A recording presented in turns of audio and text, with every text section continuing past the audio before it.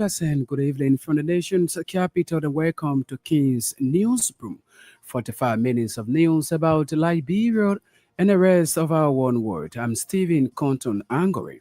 And top stories we are carrying this evening, criminal court A. George Roosevelt Whaley denies a 32-count motion filed by defense lawyers to suppress evidence submitted by the prosecution in the ongoing Capitol building arson case.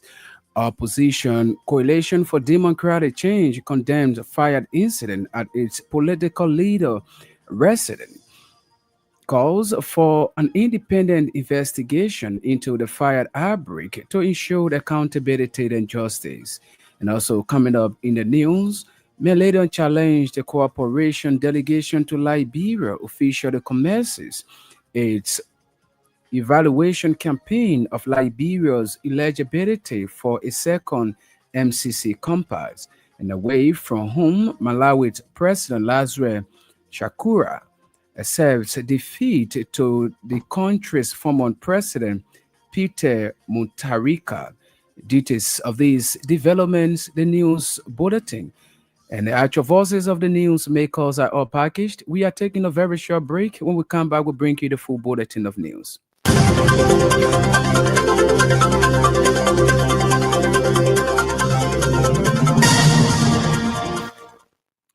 Welcome back and thanks for rejoining us. Up next is the Bulletin of News with Sam Andrews. Criminal Court A. George Roosevelt Whaley has denied a 32-count motion filed by defense lawyers to suppress evidence submitted by the prosecution. Judge Whaley has at the same time ordered the resumption of the Capitol building arson case on Friday.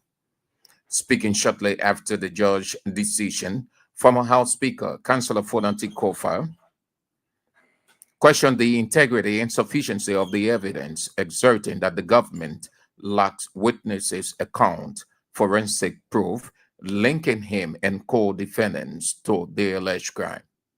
Councillor Kofa remarks comes in the wake of a court ruling that denied a motion to suppress evidence, declaring the way for the case to proceed to trial.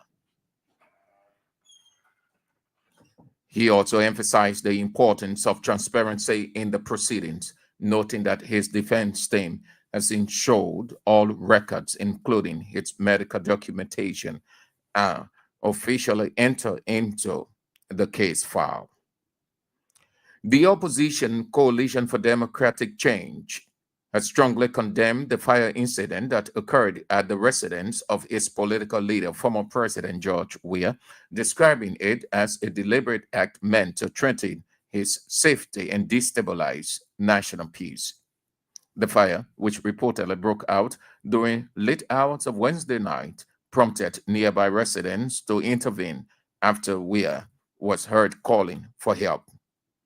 In an official statement issued on Wednesday, CDC labeled the incident as unfortunate and alleged it was a premeditated attack targeting the former Liberian leader. The party emphasized that such action poses a serious threat to Liberia's peace and stability. CDC also raised concerns over what it described as harassment of its supporters by state security officers at Roberts International Airport during Weah's arrival. According to the statement, several supporters were allegedly attacked with accords. The party is calling for an international and independent investigation into the fire incident to ensure accountability and justice. It urged the Liberian government and international partners to treat the matter with urgency and impartiality. CDC at the same time accused the ruling Unity Party of orchestrating a campaign of disinformation, including the circulation of an alleged AI-generated image falsely depicting the bedroom of former President George Weah. The Millennium Challenge Corporation delegation to Liberia has commenced its evaluation of Liberia's eligibility for a second MCC compact. As part of the assessment, The delegation is engaging with key government ministries, agencies, and private sector stakeholders to gather insight and facilitate discussion on Liberia's development priorities. During a meeting held Wednesday at the Ministry of Finance and Development Planning, Deputy Finance Minister for Fiscal Affairs, Anthony Myers, expressed appreciation to the United States government for considering Liberia for a second compact. Deputy Minister Myers noted that Liberia already began preparations for the second compact before the process was paused earlier this year. He welcomed the resumption of discussions, highlighting the potential impact of renewed support through the MCC initiative. He also acknowledged the long-standing contributions from the United States to Liberia's development and expressed optimism that President Joseph Boakai government will successfully secure the second compact. Speaking on behalf of the MCC, Managing Director for Africa, Corinne Monahan, thanked the Ministry of Finance for its coordination in organizing a comprehensive and productive agenda for the delegation visit. She emphasized the MCC commitment to working closely with Liberia's development institutions and partners to ensure the country meets the eligibility criteria for the next compact. The West African Examination Council Secretariat, Liberia, has raised concern over what it described as misinterpretation of the recently released WISE results by stakeholders in the educational sector. According to WISE, the misinformation has led to a confusion surrounding students' eligibility for graduation and admission into higher institutions of learning. In a statement issued Tuesday, WIAC National Secretariat expressed disappointment over the trend, warning that such action could undermine efforts currently being undertaken to improve Liberia's educational standard. The statement clarified that graduation and university matriculation requirements in Liberia are determined by national education authorities, who have set a standard that students must pass at least 5 subjects, including English and mathematics, to qualify for graduation or tertiary admission. It also added that under the guidelines, a candidate is eligible to receive a WISE certificate if they pass in at least one subject. Wyatt further explained that the remark passed found in the results spreadsheet and on the individual results page of candidate merely indicates that the student qualifies for a certificate and not graduation or matriculation requirements. The Secretariat for the call on educators, school administrators, and other stakeholders to desist from spreading misinformation, wrong interpretation of WISE results. It urged all parties to consult official policies and guidelines to avoid misinforming students and the public. The Rural Universities and Colleges Faculty Association of Liberia has declared an indefinite industrial strike in protest against Unity Party-led government failure to address long-standing salary and benefit disparity affecting faculty members at rural institutions of higher learning. The Rural Universities and Colleges Faculty Association represents 9 public institutions across Liberia, including Bomin County Community College, Bon Technical College, Grand Bassa University, Grand Jide University College, Grand Crew Community College, Lofa County University, Magibi University, Nimba University, and Sino County Community College. Speaking during the presentation of a petition on Wednesday, the Association Secretary General, Philip Kwame, expressed deep frustration over what he described as the government's persistent inaction on the matter. He noted that the association has submitted multiple communications to both the executive and legislature, but their concerns remain unaddressed. Meanwhile, the strike, which took effect immediately, threatens to disrupt academic activities at rural colleges and universities across Liberia. He maintained that members of the association are determined to stay off duty until the government takes concrete steps to resolve the disparity in salary and benefits. The association is at the same time calling on members of the legislature to ensure a passage of a bill currently before the House, which aims aim at standardizing salary and benefits across all public universities and colleges in Liberia. Several community members around the Gbange presidential palace in Bond County have staged a protest in demand of an unpaid benefit owed them. Speaking to reporters Wednesday, one of the aggrieved protesters, whose name remained withheld, said there was no clear information provided them about the voluntary work, raising several concerns. She emphasized that one of the heads of the cleaning exercise informed them that people who were offloading trucks were expected to receive $5 Liberian. She added that she voluntarily provided 1,200 Liberian dollars and 15 sacks of mineral water to co-workers following their complaint of lack of food and water, noting that it was her own way of identifying with volunteers. The regional coordinator of Mano River Kwele Union in Kakata, Antonin Flomo, is calling on all local Kwele organizations across Liberia to unite and stand firmly against every form of discrimination. Mr. Flomo made a call in Kakata when he spoke to Kings FM.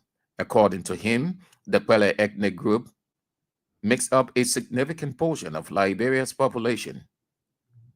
For decades, it has suffered marginalization in national recognition and decision making. The regional coordinator emphasized that the way forward is every Kwele organization, whether community based or regional, to work together under one umbrella. He disclosed that the Manon Kwele Union is an international organization bringing together members of the Kwele tribe from Liberia, Sierra Leone, Ivory Coast, and neighboring Guinea.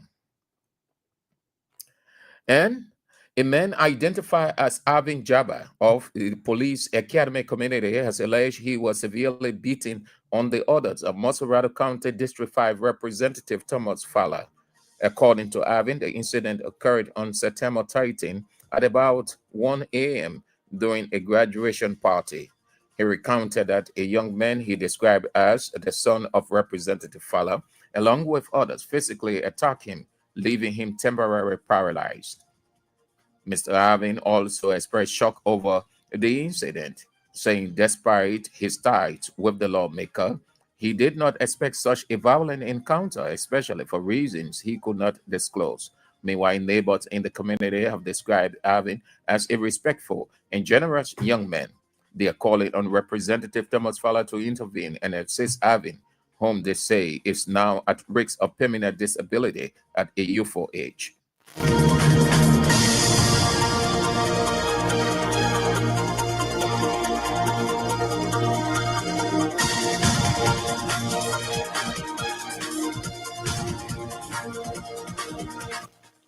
Sam Andrews there with the news bulletin is a regular featured on King's Newsroom.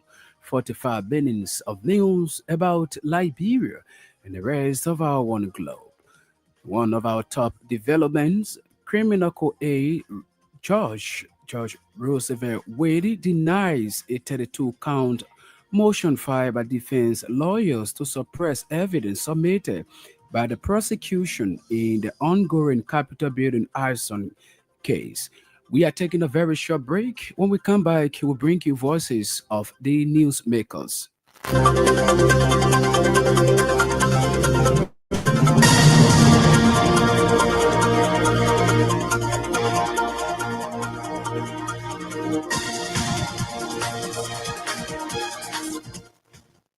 Welcome back. Let's not take our first development. Criminal co-aid George Roosevelt Whaley on Wednesday denied a 32 count motion filed by defense lawyer to suppress evidence submitted by the prosecution. Judge Roosevelt Whaley has now said at the same time, although the resumption of the Capitol building arson case Friday, September 26, 2025, speaking shortly after the incident, that the judge's decision, former House Speaker Funati Kofa questioned the integrity and sufficiency of the evidence, is asserting that the government lacks eyewitness account, Florence proof linking him and his co-defendants to the alleged crime. Judges ruling. But let me comment again on the evidence because I heard again some lawyers talking about overwhelming evidence. Do you have eyewitnesses? No. Do you have camera to show who lit the fire? No. Do you know who lit the fire? No. Do you have forensics evidence, fingerprint, footprint, hair fibers, and what have you to prove your case? No. What you have is a bunch of follow and a bunch of recordings, and that will not be sufficient to sustain a guilty verdict. They have nothing. But it was important, it was always important that the lawyers state of this trial that they put everything on the record. It's not on the record. The medical reports are on the record. The performance, the starting investigation is on the record. But as we move to the evidentiary stage, you will begin to see the entire case fall apart for lack of sufficient evidence or lack of no evidence because the defendants in the darkness are completely innocent. No, you wrong. You see, we got to learn to read and comprehend, right? In Thomas Etheridge's report, let me just take one. It says consistent with allegation of torture. Period. There's no qualification. If you look at, I believe it was Stephen Broom, it said consistent with allegation of torture, but could be other things. So you don't just take what they wrote about Stephen Broom because it's convenient to you. You take what they wrote of each of them. Okay. So maybe there were two of them or three of them. What happened to the ones where they were consistent? You know that? You don't. Okay? Yeah. And we were under the impression that the medical report, since the report itself identified that it would be scientific, we were under the impression that it would be taken. But I mean, what's the next one? We're going to trial with the overwhelming evidence that they say they have. Which again, they do not have eyewitness. They do not have camera to show who lit the fire. They do not have forensic evidence. Imagine the FPRC evidence said the cola bottle contained water and kerosene. Well, that's the lawyer's decision. I'm not going to interfere with what they choose to do. No, but I'm not representing myself. The lawyer that representing himself has a fool for a client. Former House Speaker Funati Kofa there speaking. The Millennium Challenge Cooperation delegation to Liberia has commenced its official evaluation of Liberia's eligibility for a second MCC compact.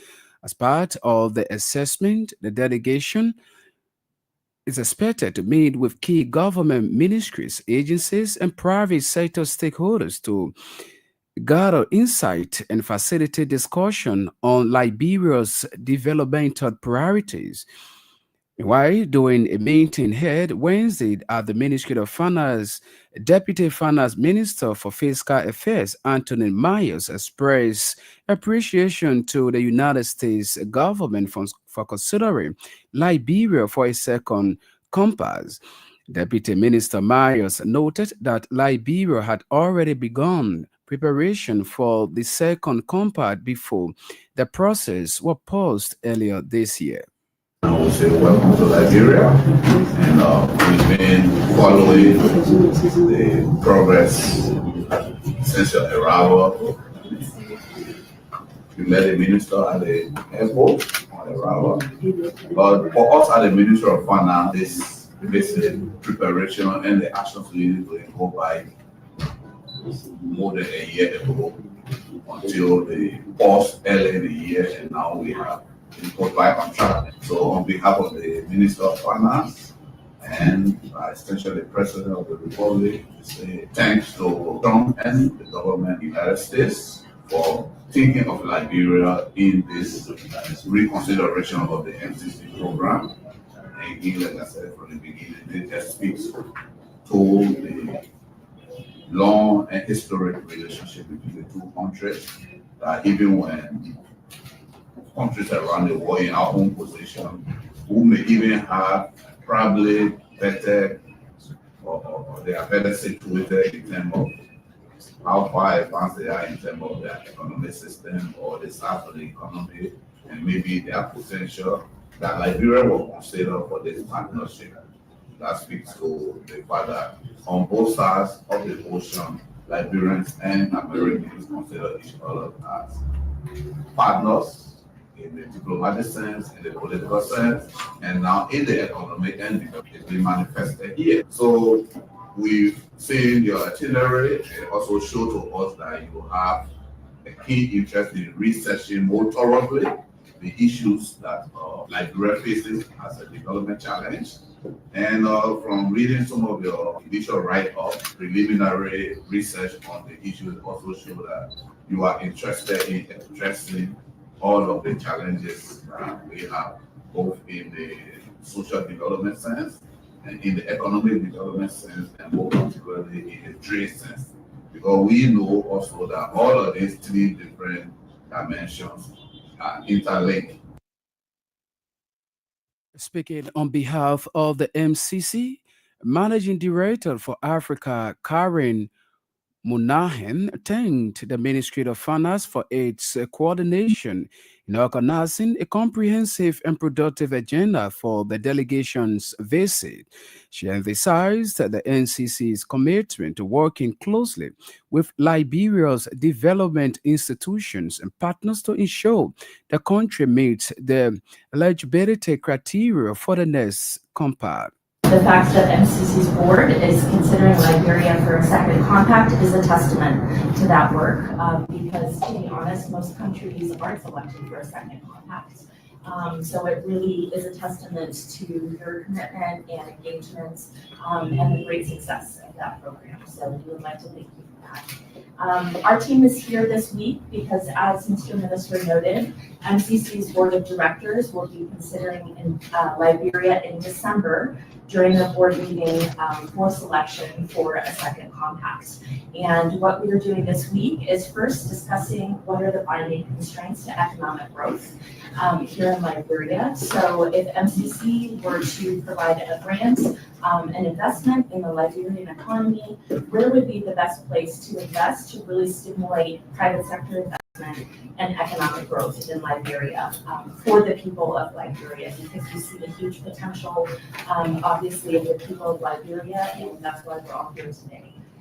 Second, we are looking, because of the board meeting in December, to identify what are some sectors or opportunities that would also benefit the United States if we were to invest in the people of Liberia. There are so many wonderful investment opportunities here in Liberia. So where's an area where it's a win-win for both of our countries? And our new administration their focus is trade, not aid. And I know that Liberia is extremely focused on increasing trade as well. So we see this really as a win-win for both of our countries. So today we're here to hear from you. What are your priorities for the country? What sectors have the most potential? Both for the people of Liberia as well as for investment by United States companies. So we would really just like to hear from you today what your priorities are. And again, we brought many economists here this week, so just ready to hear from you and learn from you so that we can work together to make sure that Liberia is in the best position possible for the board meeting in December. To this next development, the Rural Universities and Colleges Faculty Association of Liberia has declared an indefinite industrial strike in protest against the Unity Party-led government's failure to address long-standing salary and benefit disparities affecting faculty members at rural institutions of higher learning. The Rural Universities and Colleges Faculty Association represents 9 public institutions across Liberia, including Bombing County Community College, Bon County Technical College, Grand Bassa University, Grand Jida University College, Grand Crew Community College, Lo-Fi County University, Margibi University, Nimba County University, and Sano County Community College. Speaking during presentation of a petition statement on Wednesday, the institution's Secretary General Philip Kwame expressed deep frustration over what he described as the government's persistent in action on their matter. Fellow Liberians, members of the media, colleagues, and friends, we, the Rural Universities and Colleges Faculty Association of Liberia, RUFA, have gathered here today to speak on the continual neglect and failure of the government of Liberia to address the long-standing concern of faculties across our rural public university and colleges. The Rural University and Colleges Faculty Association of Liberia represented faculties of 9 institutions, namely Bombay County Community College, Bond County Technical College, Grand Bassa University, Grand Judea University College, Grand Crew Community College, Lofa University, Magibi University, Nima University, and Sano County Community College are deeply disappointed by the government's continuing failure to address our concerns on salary and benefit standardization. Since February 12, 2025, we have petitioned His Excellency President Joseph Newman Boakai Sr. and communicated with the legislator and key government officials. Yet, no action has been taken to resolve the salary benefit disparities. Relocation allowance, research allowance comparable to the University of Liberia and William V. S. Tubman University, and the pressing of a bill submitted to the House of Representatives for salary and benefit standardization for all public universities and colleges in Liberia. Is demand for fairness, equity, and justice.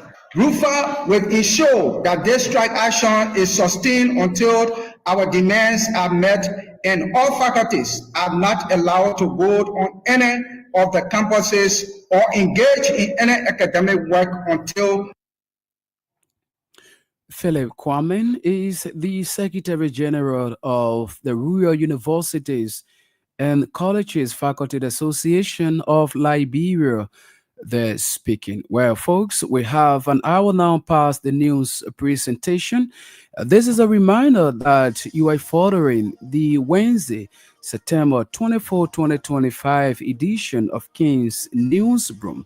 45 minutes of news about Liberia and elsewhere. We are taking a very short break. When we come back, we'll bring you more developments. Stay tuned.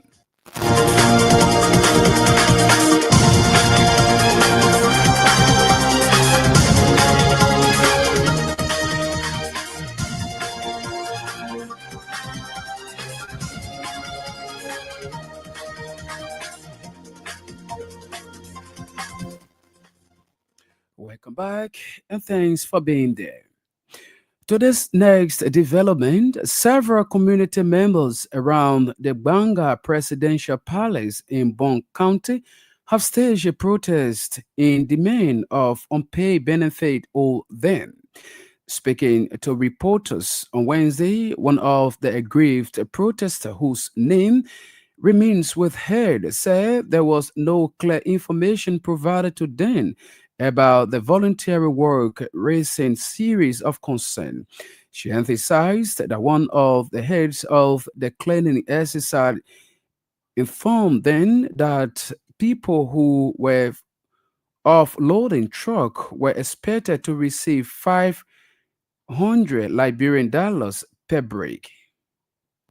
Trying to open their machine gun, and then they said they having voluntary work there. Okay. When I came here the first day, we work here with hot water until later on, people started coming. But I was asking about just saying that we should work here. For me, I really want to know what I'm working here for. How much I will be making here, because they will not tell me say I should come home the whole area free and hot water free. I said for me, I will not be paid. So I went to one boy the here for the construction team. I told him that I got lay out there on construction. So I will work with the construction team. They agree.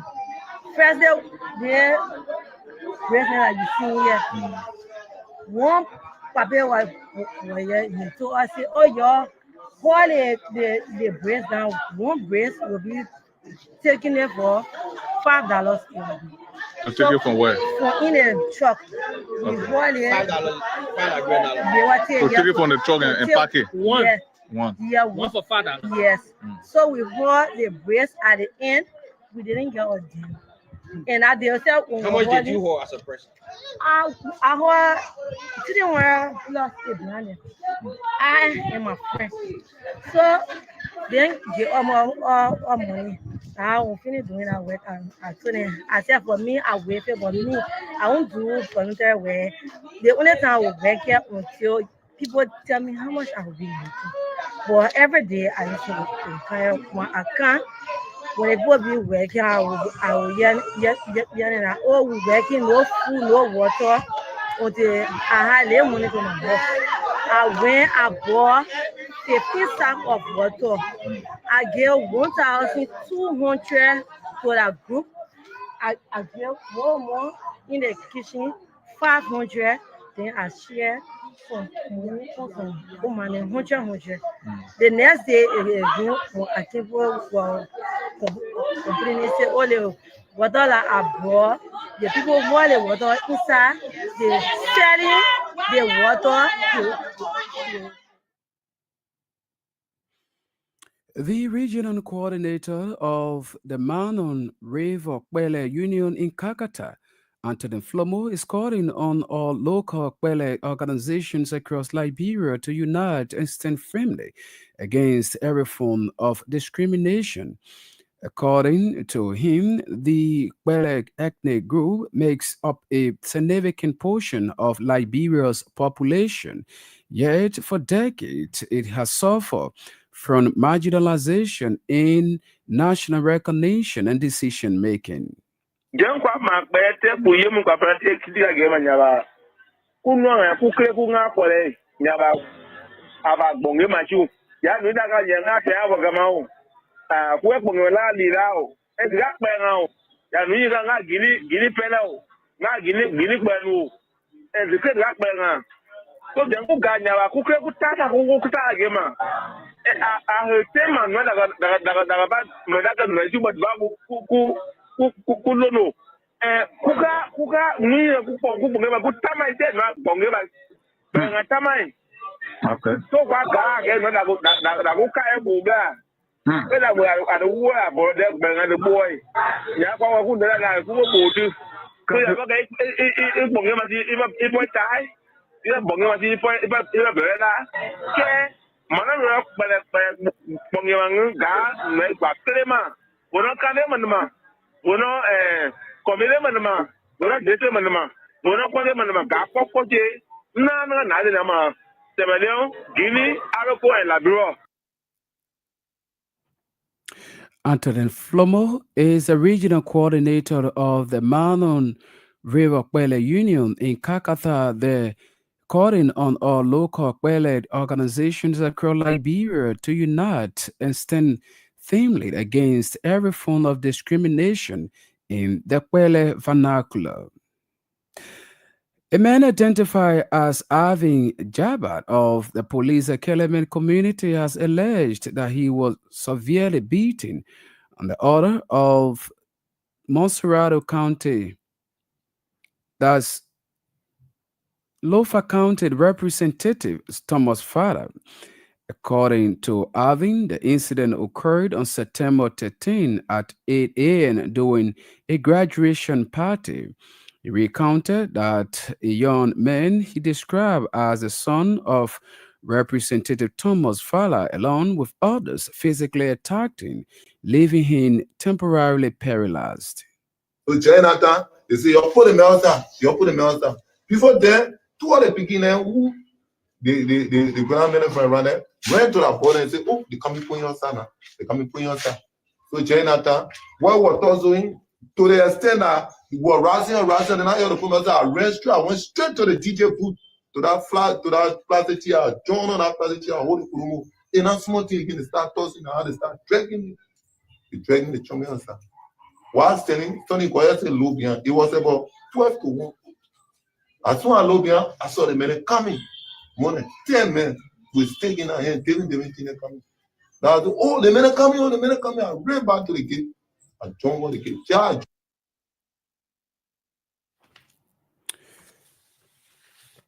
And to this next development, the head of the Independent Commission on Human Rights says the prolonged investigation by police in the alleged rape matter involving the suspended government official is of utmost concern to his institution.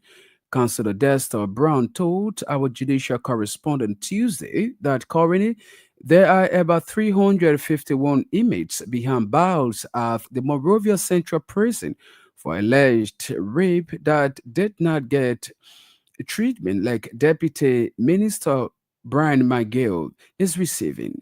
He said this screenshot of the police in investigating this rape case is selective justice and wants the accused arrested and brought under the jurisdiction of the court. The rape law is quite different from any other law. It says that any individual is accused of rape, they have to arrest you while you in a detention at South Beach. Investigation will continue. But what we are concerned about is that the conduct of the police. I visited the police section and I was told that they investigating. I asked them, why will you investigate from the 30th of August up to the time more than 3 weeks now? I think the concern is that to get some probable cause before us doing an arrest. And the rape law did not say so. If you go to Monrovia Central Prison, we got almost 351 individuals that were accused of rape, but they never did DNA tests. And they have the people in jail, and some of them stay 2 to 3 years now. And our concern is that the police is cheating this man.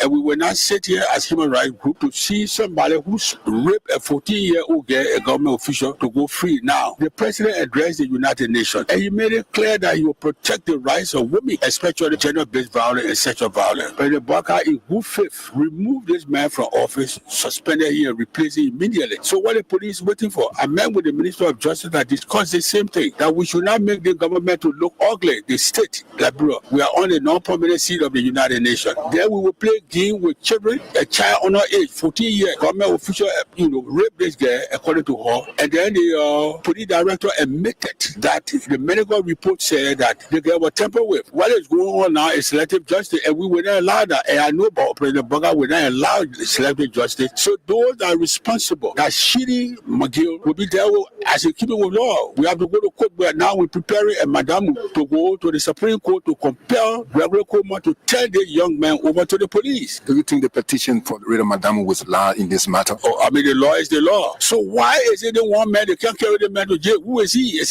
he God? This is our concern as somebody else's child. They say the girl is declining because she cries every day. What is the problem? So your concern is that the deputy minister should be arrested, and while the investigation is ongoing, he must be arrested. What happened to the others must happen to him. The Unity Party came to power to rescue us, but there are people around the president that destroy his administration. Sure, this I'm definitely telling you. That is a grave allegation. That's not a great allegation. Councillor Dexter Brown is the head of the Independent Commission on Human Rights, the speaker. And now, ahead of the news presentation, is our foreign development, but this development sets the pace. The Liberia Council of Churches has expressed concern about the tension, discomfort, and altercation that characterized the return of former President Joshua at the Roberts International Airport in Margibi County. On Monday, videos recording of the tension faced a fight, a tear gas, and stone battle between officers of the anti-riot unit of the Liberia National Police and some citizens who converged at the RIA purposely to welcome home the former president went viral on social media. Meanwhile, commenting on the incident, LCC Secretary General Reverend Dr. Christopher Todd is requesting the Ministry of Justice to come clear whether or not that they suspect anything that will create chaos or insecurity. They has created a concern in the Christian community not only within the Liberal Council, but the faith community is also concerned, and I think the civil society is concerned. It is customary within our own culture when even our pastors or our bishops are traveling or coming, there are people that go to the airport to receive them or to even escort them while they are going. The former president, George Weah, is a citizen of our country, and I think he deserves due courtesy as a former president, even as a citizen of our country. If people recognize his appearance into the country, a return to the country, I think it's one thing that is under the law of free movement and under the culture of celebration. People should be able to have a high level of tolerance. Howbeit, we are also concerned whether there were any threats that was linked to the former president arrival by people that came to the airport. And so the Ministry of Justice needs to be clear with that, whether there was threat that caused the police action to the group of people that. And now, on the way from home, Malawi's President Lazarus Chikwara has accepted that he lost last week's election. He says he has phoned to as President Peter Mutharika to congratulate him. In the vote announced so far, the former president has got about 60% of the vote compared to the current president, 24%. Voters seem to have missed the concept about the former president's age and the apparent lack of fitness. The Election Commission has delayed the announcing of the official result until this evening. It says it has taken its time to ensure the result are accurate after Chikwara's party complained of serious issues. Now, this is how we come to the end of today's edition of the news program. But before we take leave of you, here are top stories. We close the forum. Criminal Court A Judge Receiver Wildy denies a 32 count motion filed by defense lawyers to suppress evidence submitted by the prosecution in the ongoing Capitol building arson case.